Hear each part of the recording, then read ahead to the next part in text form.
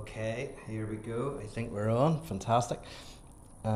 Sorry, there's always a few seconds delay where I'm looking at the camera and not being professional and looking at the camera. Not looking at this monitor, not looking at the camera, but this all gets edited out in the fancy one. If you're watching live, that's great, wonderful. The thing is, if you're watching this video, after I give this, I edit it and then I put an edited version up on the same YouTube playlist. So if you want to in future just see the edited one and not this 5 minutes of me waffling at the beginning, you'll find them on the YouTube link, which I might put into the WhatsApp, I think. Okay, just making sure this is working. I was looking today, we have 350 people going through on the one by one, and that's not everybody, because there's a group that I think are doing it, who one person is sending out the link to everybody else. So I think we should have around 400 people who are doing this. I don't know how well everybody's doing, but we'll talk about that in a second. Anyway, the background tonight is my kitchen, because this is a very weird time to record videos at, because the sun's going down. So if I have a window behind me, I think it's just very off-putting. I just get darker and darker and darker. So hopefully this will be less off-putting. You can look at my coffee machine. I'm just going to check that I can see comments. I want to exit full screen. What have I done here?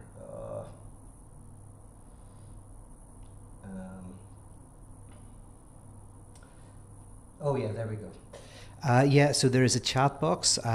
Usually there's only a small number watch live, but if you are watching live and you have any comments or thoughts, you stick them in the chat box and I'll have a little look at the end and respond to anything that's in there. Anything else before we start?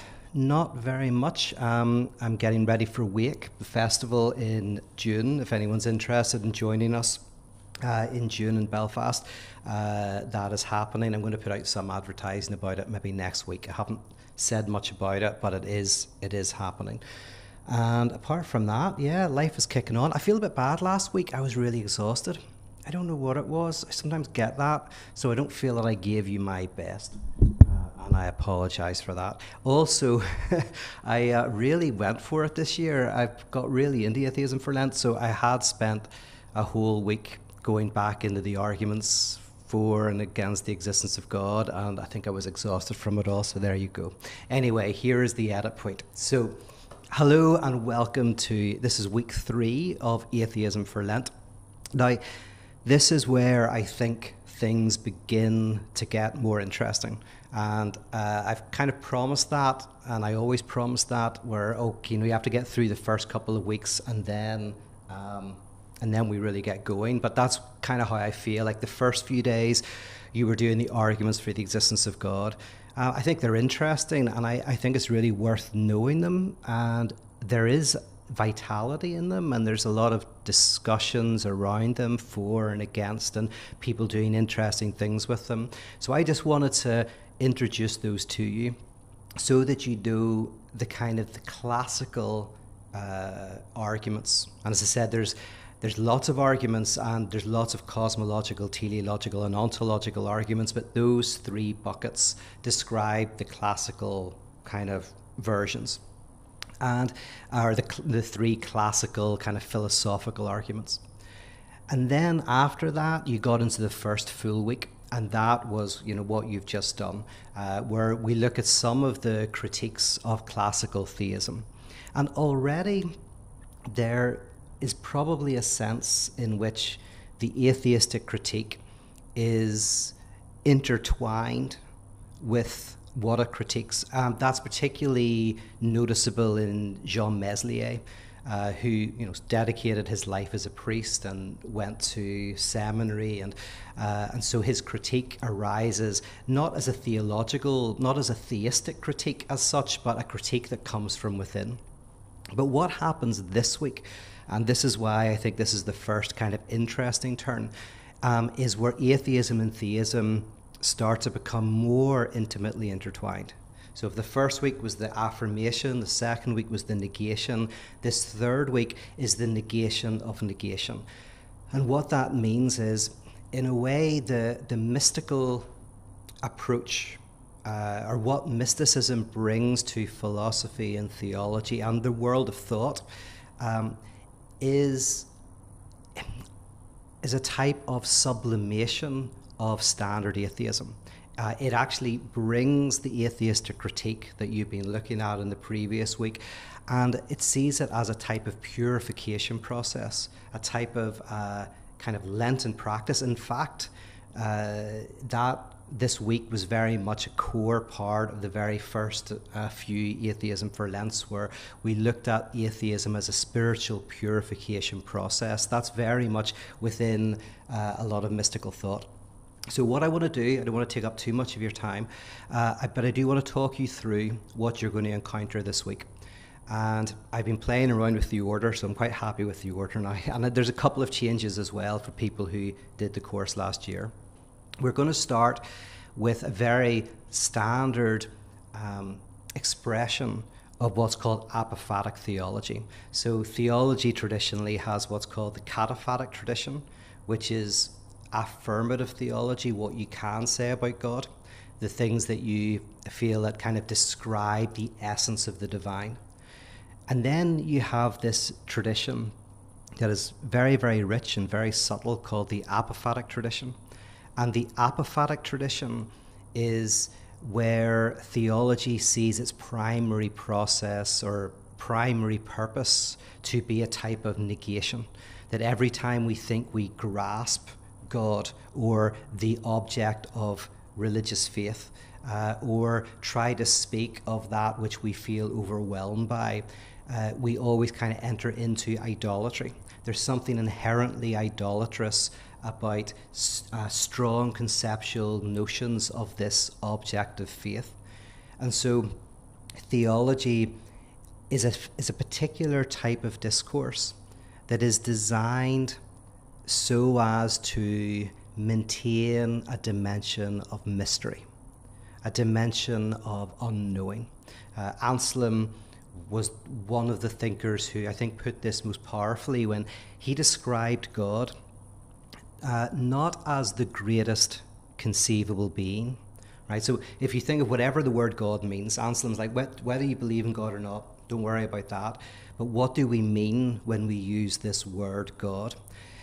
He said, what we mean is that which is maximally perfect, right? So when we use the word God, we're thinking of a maximally perfect being, not a brilliant being, not a fantastic being, not some hyper intelligence out there in the universe that has evolved for millions more years than ourselves, but rather that which is maximally great in all perfections. And so Anselm said that God cannot be the greatest conceivable being, right? Because then you could think of something greater than God, right? If you think that God is the greatest thing that we can conceive, then you can think of something better than that, which is that which cannot be conceived. And so he says, in the very definition of God, there has to be this notion of a beyond conception, because by definition, if God is conceivable, then you can think of something greater than God, and that's impossible. That's kind of, you fall into a vicious circle. So Anselm is one of those types of mystical thinkers who says that the signifier God is a particular type of signifier that signifies something that cannot be signified. So the signifier God signifies something that cannot be signified. Now again, this idea has continued to have a rich tradition, and we see it in, for example, the world of post-structuralism, deconstruction, where Jacques Derrida, the philosopher, would talk about how a word like freedom or justice is a signifier that has something that cannot be signified. So when we say that we love freedom, there's a certain sense in which we always define freedom in relation to our own heritage, our own culture, and if we think that that defines it completely, freedom becomes unfreedom. Freedom becomes oppressive. And so Derrida was very careful to try to see that in words like hospitality, in words like love, in words like democracy and freedom and justice, there is a dimension of the to come, an eschatological dimension of these words. And for him, actually, there is a type of religious movement or impetus, which is to always remain open to that mystery and that promise that is in words like freedom and justice. So if you think of that Buddhist parable or story in which you're kind of admonished that if you meet the Buddha on the road, kill him, right? Because in a sense, the Buddha is always to come, right? The Buddha can't be there. That Buddha is going to become not a path to enlightenment, but a barrier to your enlightenment, right? In a similar way, when you think justice has arrived or freedom has arrived, something very oppressive is just around the corner. So that is actually something we will look at in a few weeks, because we're going to get to some of those ideas. So this is a bit of foreshadowing. And yeah, it is kind of foreshadowing because the mystics were really the first people to really delve into this notion of signifying something that cannot be signified. Again, it can sound abstract, but if you think of the number 0, it's a very concrete mathematical example of signifying something that cannot be signified, or signifying nothing, right? And some people found 0 a very controversial number when it came out. Some people thought it was demonic, because if God is everything and you signify nothing, then you're signifying the opposite of God, right? So there's a really interesting tradition of this idea of naming what cannot be named. But the mystics can claim a very special place in that tradition. And that's what you're going to be encountering this week. So Maimonides, who was a Jewish, I think 12th century theologian philosopher, he, in a famous set of writings, starts to talk about how saying what God is not is a better approach. And he uses the example of a ship, you know, where if you, it's like a children's game. And like you don't tell someone that you're thinking of a ship, and they ask lots of questions. And as they ask questions and you say no, no, no, no, no, they begin to very gradually build a conception of the ship through negation. Now, Maimonides doesn't want to say that God can therefore become a positive, but there is this sense in which as we negate and negate and negate, we potentially approach this strange object that is the nature of theology. And interestingly, all disciplines have an object, right? So often when you're studying something, the question you begin with is, what is the object of study?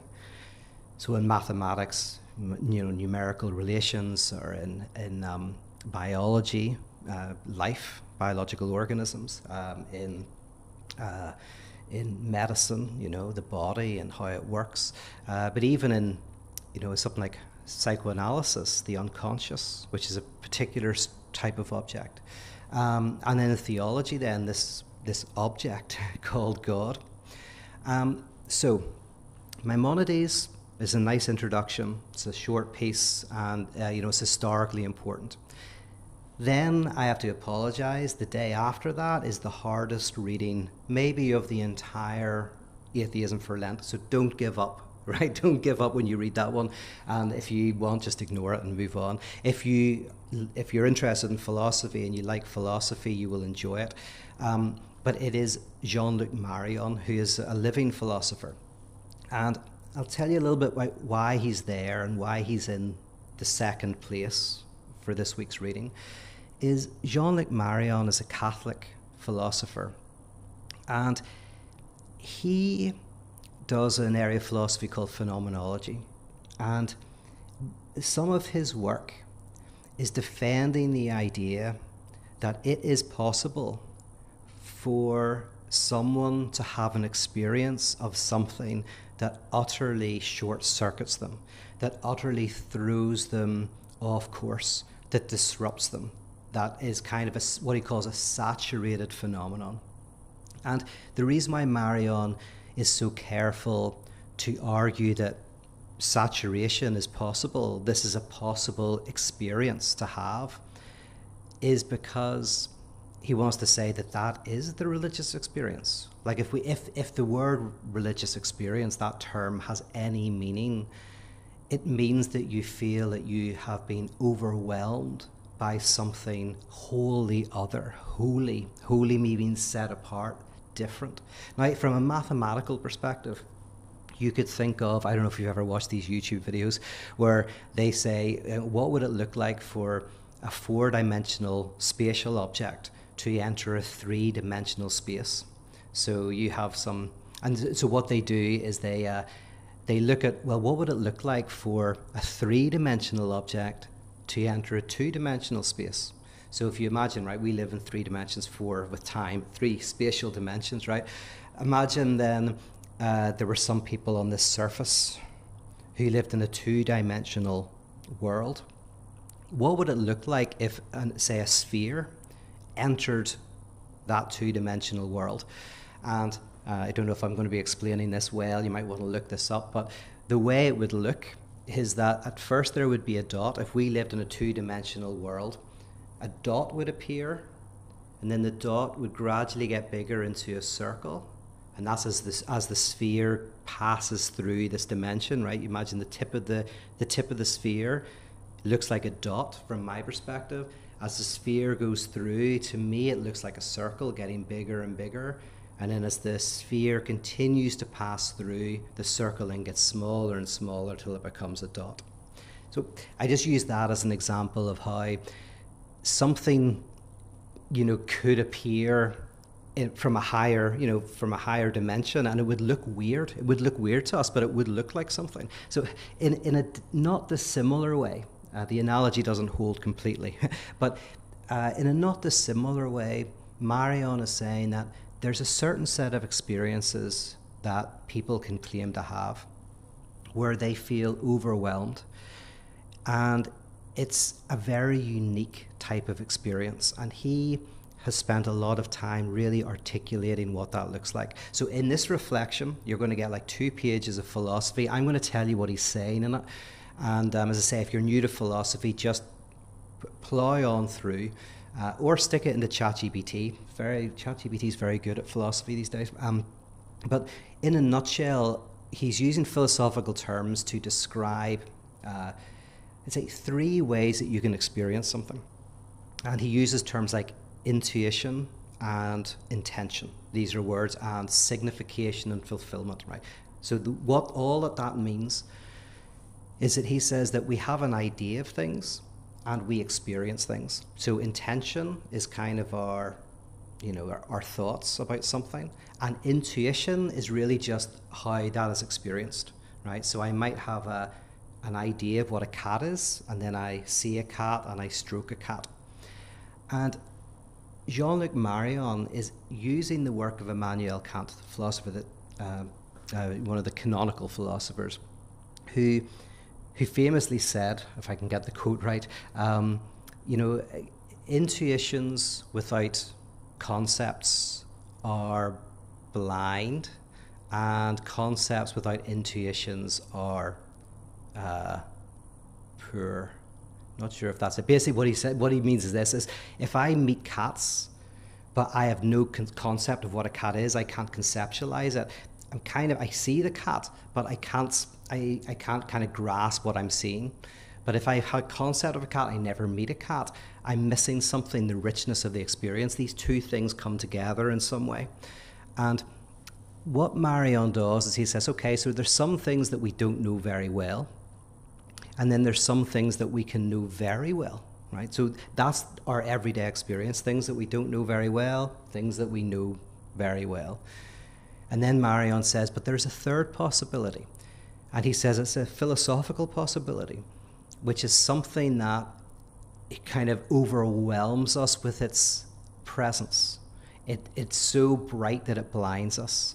It's so majestic that we are kind of blinded by its insight. So we don't have, it's almost like you can not know something because you haven't really encountered it. But this is not knowing something because you're overwhelmed by it. And one mystic used the image of a ship sunken in the depths of the ocean, where he said that the ship is in the ocean and the ocean is in the ship. But the ship contains only a fragment of the ocean, and the ocean contains all of the ship. So the religious experience is being like the sunken ship. I want to say a couple more things about Marion, and then we'll move on. Marion wants to be careful that he doesn't sound too woo-woo, right? So he says actually saturated experiences are very common. It's not just religious experiences. So if you go to an art gallery, you can look at a piece of art, and the piece of art's very small. It's there, but it's so overwhelming in terms of meaning that you can come back to it again and again and again. If it's a great piece of art and it really touches you, that piece of art becomes like an infinite well. It seems to never be exhaustible in terms of how it can speak to you. And so he says that's a type of saturated phenomenon. And he uses other examples. He says, if you've worked on cars all your life, you're a mechanic, you might not know anything. If I come with a textbook and tell you how an engine works, you might look at the textbook and not really know what it's talking about, but you just know how the engine works. You've got this intuitive sense of the engine, but it's not conceptual, it's bodily, right? And then what Marion does is, and some of the supplemental reading, if you want, you can go off and see this in depth. But he says that, using Immanuel Kant, he says that a religious experience saturates us simultaneously in every possible way. And there's basically 4 different ways that we can be saturated. And in other work, he articulates what those are and says the religious experience is where he calls it at one point a saturation of saturation. We are overwhelmed in terms of all of our senses, all of our conceptual apparatus and it kind of then, it arises as a type of awe, a type, not fear as such, but awe that is the unique religious experience. Now Marion, as I say, in this work in particular that you're encountering, he's very careful not to argue that this will ever happen to anybody. Now, of course, he thinks it does, but he's very careful to go, I'm not saying it does or it doesn't. He says, as a philosopher, I'm just saying that this is a possible experience. And it's one that people of faith sometimes testify to. So it's a very subtle reading of the kind of, I think, the core of the mystical insight, which is that an unknowing, not that comes from ignorance, but an unknowing that comes from an excess. And that's very, very key. There's unknowing that comes from not reading, and there's an unknowing that comes from really immersing yourself in something, and you come to know what you do not know. But this is a redoubling of that. This is a kind of a type of event that changes you, changes how you experience, but is not itself experienced. That's actually very key. His religious experience for Marion is not an experience of something, because God can't even be experienced. It's what it changes your experience of everything. So that's the key for Marion. Okay. Then I want to move on to the day after. This is a new piece, which is Blaise Pascal, who's a thinker that I've always liked. He's such a brilliant writer, and he never published anything in his lifetime in terms of philosophy. But when he died, there was a set of notes called Pensées, which is his thoughts. And they were gathered together, and it was his attempt to reflect on the life of faith, but also a type of apologetics, trying to encourage people to enter into the life of faith. Now, the reason why I've included Pascal, who's not traditionally thought of as a mystic, he's more of a proto-existentialist. And he's a proto-existentialist because his work is all about the human condition and about how we have to act in unknowing, and how, in a sense, we have to take responsibility for our actions. So when you read Pascal, he's at his best when he's talking about the tragedy of human existence. He's at his best when he's talking about human misery. And when he's talking about how we have to, in a sense, wager in life. we all know about Pascal's wager, and that's actually not what you're getting here. But in a sense, Pascal is saying, well, life is a wager. There's a certain sense in which we never know what we should do about the most important things, whether it's love or in work. We have to make decisions, often not knowing what to do, but we have to, in a sense, still give ourselves wholly over to those decisions in the midst of a radical unknowing. Now, what Pascal does is very subtle, and I think it complements Marion. Because if Marion is saying religious experience is possible, right? If it doesn't, God may not be there might not be any objective faith, but if there is some supreme reality, absolute, then it is possible that there would be an experience of that, and he kind of outlines what it would look like. Well, Pascal says the same thing in a very different way, but Pascal makes the same argument in Pensée.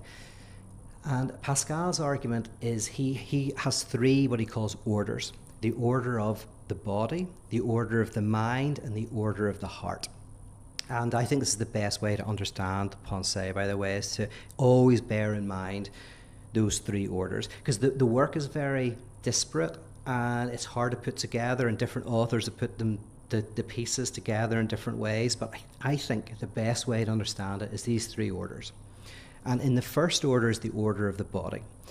And in a nutshell, I have a course on Pascal which I actually link to, which you can do for free. So if you want more on this, you can see it. But in the order of the body, basically that is about pleasure, bodily pleasure, about status and symbols, about fine food, going on nice holidays, just the life of hedonism. Not necessarily bad either, just the life of bodily pleasure.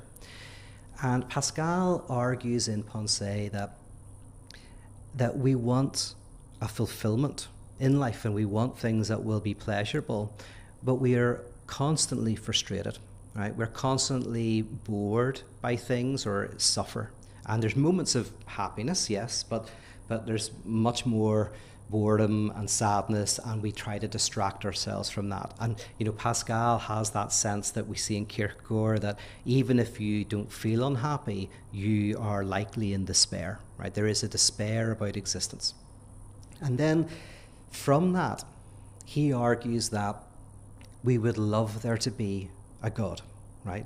From the order of the body, it doesn't give us faith, it doesn't give us heaven, but it tells us that we would like there to be one. So he gets there, he goes like, so you would like there to be, say, a God. You would like the life of faith to be true. And then the order of the mind, that is the order of what we can know. And what he argues there is that in the order of the mind, we will never come to know whether God exists or doesn't exist, or what religion is true and what religion isn't, right? We'll just never be able to know. But he does argue that reason can get us to the point where it's reasonable for us to seek. So now we've got one is we hope that it's true, and it's reasonable that we should ask and we should seek. And what he means by seek, because you can't seek with your mind, you can't get there. He says to seek, what that means is to become receptive, to be like an antenna, and to become receptive to the possibility of something transcendent, something otherwise than being. And that receptivity is evidenced in doing things that people who say they've had that experience do. So he says, give yourself over to prayer, to the various kind of rituals that you see people do, and giving to the poor and whatever it is, the religious rituals. And he says you may not get anything out of it, but he says it's reasonable to seek. In fact, for him, it's the only reasonable position. He says there's only two reasonable people in the world: those who seek God with all their hearts because they don't know God, and those who serve God with all their hearts because they do. And then what Pascal says is the order of the heart. If you're lucky, you will experience a type of pleasure that the order of the body promises but can't give you, and a level of assurance that the order of the mind kind of would promise but can never deliver on. and that is, say, this conversion of the heart. So if Marion is saying religious experience is possible, then Pascal is saying that you should be receptive to that. You should try to open yourself up to that and seek it through various practices that historically are connected with that. And then now I'll move on. I'll do the last few very quickly. After that is Rudolf Otto, who was a very important, really 20th century thinker, 19th, 20th century. He wrote a book called The Idea of the Holy. And it's a very beautiful book, and you get the entire book as part of the course. I've given you chapter 2 to read, although the chapters are small, so that's not too big. And I've recommended you might want to do chapter 3 as well if you're on a roll. But what Rudolf Otto does, which I think complements what you've got from Maimonides, from Marcel, and from Pascal, is that now Rudolf Otto is writing from the place of that having happened. So in the book, The Idea of the Holy, he really expresses, it's really a book for people who feel they have had that experience of faith. In fact, in chapter 3, you'll notice the very beginning of chapter 3, I'm pretty sure he says this there, he says, if you haven't had this experience, don't bother reading anymore. Yeah, this is not the book for you. You're not going to find it very interesting. Because it's almost like saying, this is a book to kind of help you unpick this experience that you've had and to try to put words to it and to try to kind of like orient ourselves towards it and have fidelity to that experience. And if you haven't had that experience, good for you. It doesn't matter, it's fine, but this book probably isn't for you. And the interesting thing about that is it's not about theism or atheism. You could be a theist, you could believe in God and not have had that experience, and you could not believe in God and have that experience. So it's more, have you had this experience of what he calls the numinous, the holy other, the holy, right? And he's going to define those in this reflection, so you'll come to kind of understand what these words mean. The numinous, the noumenal, which is a term in philosophy that is kind of used for that which we cannot grasp through our experience and our conceptual apparatus. There's the phenomenal world, which we can, and there's the noumenal, which we can't. So Rudolf Otto now writes from that place, and that's actually very common within a lot of religious traditions, conservative religious traditions as well, and especially with a lot of theologians, is they're just writing from within this. They're not arguing for it. They're not putting positions forward. If you read someone like Karl Barth, there's no argument for God or anything. It's kind of just going, if you find yourself in the heart of this event, then let's, understand it together. I mean, of course, he has an evangelical dimension, whatever, but it starts from kind of within this experience. So that's Rudolf Otto. So if Marion is saying the religious experience is possible, and Pascal is saying that we should actually seek it and be receptive to it, then Rudolf Otto's reflection is one that says, and this is kind of a way of understanding it if that has happened to you. And then after that, we have Hildegard of Bingen, and she was a mystic who had these ecstatic visions, and she was a composer and a playwright, and she what we've got is a piece of music from her that what was the musician, Jocelyn McCarthy, I think is her name, worked with Lynch, the director, to put some of her music into kind of contemporary form, and you've got a piece of music that will be a reflection, which will be nice after you've done 3 days or 4 days of kind of intellectual stuff, especially the Marion, I apologize. And then after that, we have, was there one more? I think that might be it. If I've missed one, oh yes, oh no, how could I forget Meister Eckhart? Meister Eckhart, one of the greatest of the mystics, probably the greatest mystic, whose work remains vital and interesting today. It's a sermon of his. I wanted to finish with a piece of music, almost like a church, right? You've got the music on that day, and then the next day you have a sermon. And it's one of the, I think it's Sermon 26, but it's one of his most famous sermons where he has the the phrase, I pray, therefore, God, rid me of God. So you have the intellectual stimulation at the front end of this week, you have some music in the middle or near the end, and then finish with this beautiful, powerful, very esoteric sermon by one of the greatest mystics, where he prays, God, rid me of God. Okay, let me see if there's any comments on the video. I don't know if there is. Oh, there might be. Hello, Tim. Sherry, hello. Remember you from Spark. Hopefully you can come back someday. I think that's on the card, so I hope that works. Chris, great to see you, man. I'll bring this closer to me because I need to be close to the mic. Just one question. Chris asks, how do you square the fact that the mystics' cataphatic tendency significantly predates most of the atheistic critique, i.e. in their minds it cannot really have been this dialectic?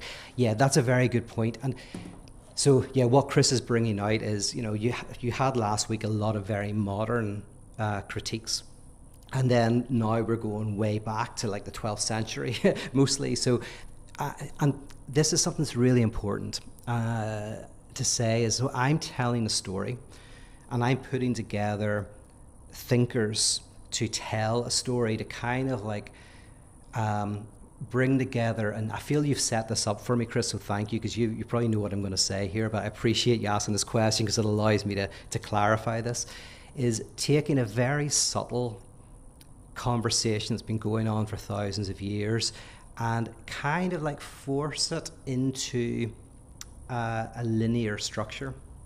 Most of the thinkers that we're looking at, different parts of their work could potentially fit in different weeks. So there is a sense in which I'm kind of using thinkers at different times to tell a story. I could have, for example, last week taken some of the Greek philosophers who actually did atheistic critiques and go right back to the Greeks, but so there's a lot of the modern things that you read last week are in people like what are they? There's the ancient Parmenides and Protagoras and all of this. So there's arguments, like the argument from evil that we did from Mackey, that's there in the ancient Greeks. But yeah, you're absolutely right that these thinkers are not in any way reacting directly to the previous week. So what I'm kind of saying is, however, these thinkers would have had no problems with that stuff. And in fact, some of these mystics articulated atheistic critiques that were very similar. So that I think it's weird. It's almost saying like I'm making an artificial narrative that I believe tells a truth that I think actually provides real insight into the twists and turns of this philosophical and theological and existential conversation. But in order to tell that story, I'm fitting in thinkers, as you say, who have never heard of each other, who lived in completely different centuries, and you can imagine them sitting around a dinner table, but they did most definitely never sat around a dinner table, and if they did, they wouldn't even speak the same language. So I don't know if that helps up. I appreciate you asking that because it is important. I really stand by the structure. But as I say, yes, I have had to kind of put people into conversation, in inverted commas, that were never in conversation. All right, listen, thank you so much for the ones who are live, and everybody else, I appreciate you doing this. Keep going. Don't worry about the marathon. Some of you will love the marathon, that's the case, but some of you might go, what is this about? But there's also some I think this is where we get into some very interesting stuff. Remember the WhatsApp group. Would love to hear your thoughts there. And I will see you all next week. Take care. Bye-bye.